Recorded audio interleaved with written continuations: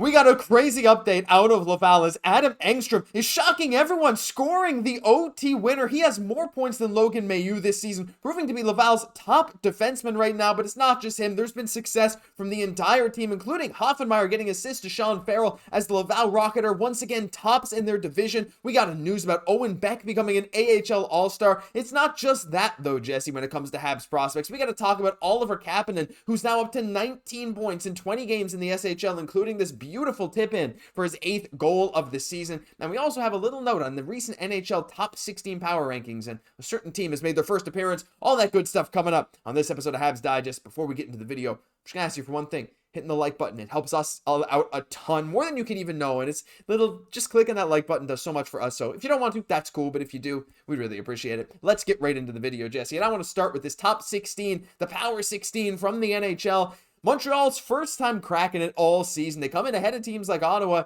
coming in at 14th. They talk about Cole Caufield and how they think Team USA could regret not taking him. The Habs have just been so good, Jesse, and I just wanted to highlight this for the fans. We wanted to talk about this because to see them finally in this list is just another sign of what's to come. Getting that respect, being ranked number 14, but forget number 14. The Montreal Canadiens have been a top 5 team in the NHL over these last 2 months. So really entering the chat right now as one of the best teams in the NHL. And again, to be ranked number 14 in the show when you're the second youngest team in the NHL just shows how well the development of this young team is being handled and executed right now. And obviously, top 16, there's kind of like some playoff, kind of implications there. Obviously, 16 teams are making the playoffs. We don't want to get ahead of ourselves, but it's fair to say that if the Montreal Canadiens do get there, we've seen what good goaltending can do for us. And I'm not saying who exactly is going to be, because there will be a defined starter come that playoff time, but just showing we have been able to get some good goaltending. We see what that could do in the playoffs. I mean, that could be a huge X factor going into all of this. You had to show it. That's right. Yeah, there's a lot of Monty saves that we have. I think I have some more somewhere else, but that's the thing. The goaltending's been great. Monty's been great. Dobesh has been great. The defense, the D-core has looked so much more stable since bringing in Carrier. There's so many good things going on around this team. I know we talk about this every day, but it can't be said enough. Again, your great point. The only team younger in the entire league than the Montreal Canadiens is the Buffalo Sabres, and look at where they are, right? So the fact Montreal's there, Jesse, is absolutely unbelievable. Leave some love for our boys down below. Even though we came off a loss, we got a big week coming up. We got the Devils on Saturday. That's going to be a big one. But Jesse, let's transition really quick into some of our prospects, some of the guys that are going to make the future even brighter. And I want to start with our boy, Oliver Kapanen. As Oliver Kapanen, well, he has been on a tear in the SHL right now this season as he scores once again. That's his 8th goal of the season in just 20 games. He has 19 points in these 20 games. And let's bring up his stats. Why don't we? There they are. In terms of points per game, Oliver Kapanen is now sole place of 11th in the entire SHL in points per game. We've made videos where he's been around 14, 15, 12. He's 11th now. He keeps climbing because he's getting points in every single game. There's no one younger than him above him. The youngest player above him is Filip Hollander, who was, an NHL prospect at one point. Still, I guess, kind of is. I'm not really sure what the deal is with Hollander, but he's 24. Another guy, Victor Lodin's 25. Everyone else is 26 or older. Oliver Kapanen's 21. Jesse, what he's been doing in the SHL. I mean, I know we just want to keep you guys up to date on this because it's honestly not very many players at his age are capable of doing stuff like this. Even Lehkonen was putting up way fewer points per game, though in a lesser role. Yeah, for sure. Stick down on the ice, go into the net like a beauty. Again, showing his very translatable skill set. That's a high percentage play that he's making there, right? So again, showing that he can really make some waves at the NHL. It's about developing, but is it ever going well over in Sweden right now for him? He is absolutely just killing it. And what's so great to see about his game is that he's playing a confident one right now.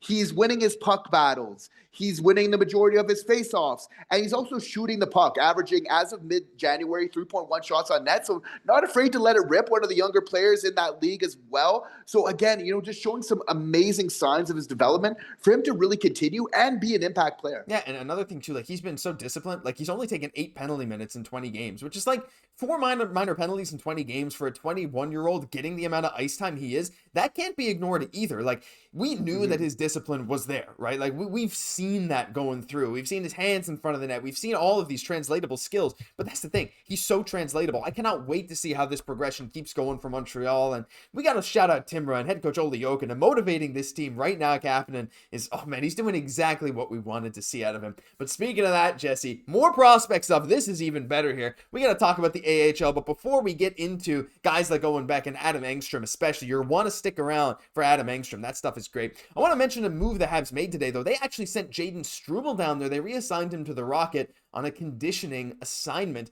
So right now, Jayden Struble, Jesse, is that 7th D-man. Since Alex Carrier has come to the team and since David Savard has been healthy every game, well, I guess since Savard's been healthy, because when he's been injured, it's been Struble. Struble's been kind of riding the pine. He's that 7th defenseman. He hasn't been able to get in over Xhekaj, who has really improved and solidified his overall game this year.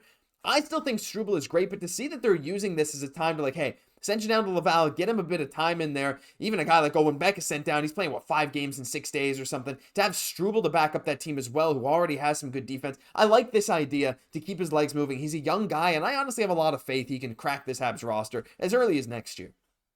Absolutely. And really providing, that defensive depth, which we really need, which is so important. And the Montreal Canadiens are really managing his development very well as well, because they just know how important it is. So definitely hasn't played since January 10th, getting a little bit of rust there. So definitely good for a young player getting those reps in. I really like the game that he plays. Again, he can play on the left side. He can play on the right side.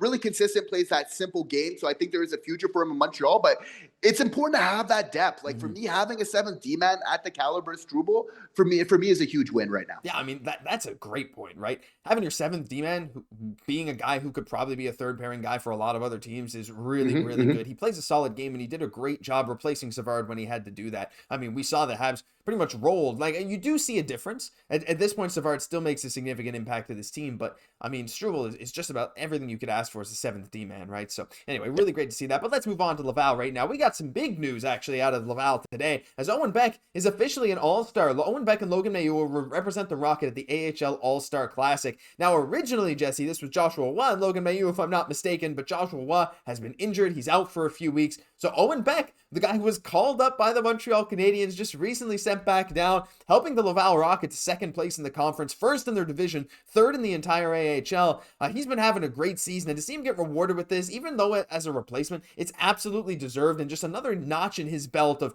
accolades and reasons that we should be excited for his future. And again, we can't take for granted that his development's going well. We got another player. We have so many players, Josh, in so many leagues right now in the what is considered pro leagues, really getting ready to take that next jump to the NHL, which is absolutely phenomenal to see. He is going to be an NHL player, but he's getting some flowers along the way in the NHL. And Beck's kind of a guy, he doesn't like to miss any bases. He really likes to kind of capitalize on every level that he's at. Again, 25 points in 38 games. He's showing good offensive production while doing it all defensively, and being great on draws. So again, the overall value as he wasn't super noticeable. For sure we would have loved it where it's like, wow, that Owen Beck out on the ice is doing amazing things. That time is going to come. It's a progression. It's really, the NHL is a tough nut to crack.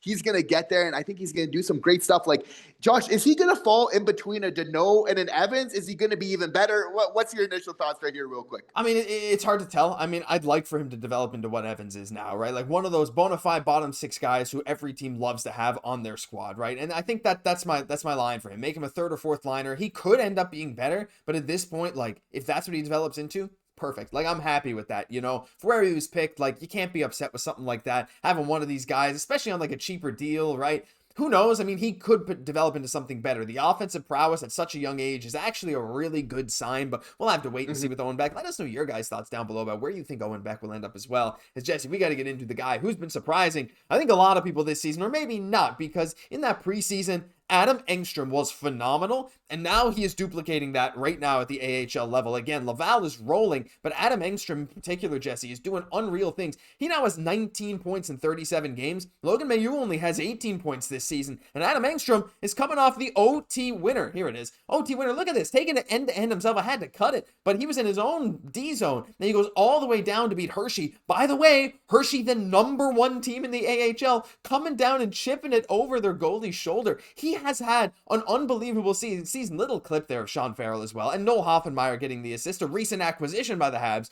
But to Jesse, Adam Engstrom, we saw his smooth skating, mature play in that preseason, and the fact that he has looked even more comfortable at the AHL level has honestly shot him up my list of Habs prospects. I don't even know if he shot up because we were so high on him last year, but what we're seeing right now is like borderline unbelievable for what our expectations were. Because this is a highlight reel game-winning goal. Like, he's going for his skate here, and like he's all over the ice, like absolutely embarrassing that defenseman to kind of turn that corner on him and get that inside lane. Again, showing that silky smooth skating stride, as we've seen with Cayden Guhle, right? Like, being smooth on the ice as a defenseman, being able to skate really well, again, is really super important to taking your game to the next level. We know how important skating is nowadays. We see defensemen that can't skate too well, so like that's always a huge red flag. Adam Engstrom is the complete opposite of that. And you brought up the point of kind of comparing his point production, not only greater than Logan Mailloux right now, but also a plus 10 compared to Logan Mailloux's -2, which again, plus or minuses again can be, a weighted argument. But in the case of Mailloux, I think is very relevant to bring up, being more of an offensive guy, not known for kind of tidying up his defensive game. So again, that net overall effect of Angstrom as a whole right now on the Laval Rocket, very big. Very big. And again, I'm just going to flash again just how good Laval's been. And they've been on a bit of a tear recently as well. Right up there with the Cleveland Monsters. They're tied with them actually for the division lead, but Laval's played fewer games. So right now they're number 1 in the North. And Hershey, again, the team they just beat in overtime, they're only 3 points back of them, and they've played 2 fewer games. Laval could very well be the best team in the AHL while still being one of the youngest teams there, Jesse. So many young guys, including Adam Engstrom, making an impact. Let us know your thoughts on Laval's season, because this is going better than I think we could have imagined. I mean, a lot of credit goes not only to the players, but to Pascal Vincent and that hiring move as well. So much great stuff happening with Habs prospects, not even to mention Ivan Demidov, who we'll be talking about a lot more before the end of the season. But let us know your thoughts on all this stuff down below, because that'll do it for this episode of Habs Digest. If you enjoyed, leave a like, comment, and subscribe to the channel. Thank you all so much for tuning in. As always, we really appreciate all your support. I'm Josh Gosse, my co-host, Jesse Poirier. We'll catch you in the next one.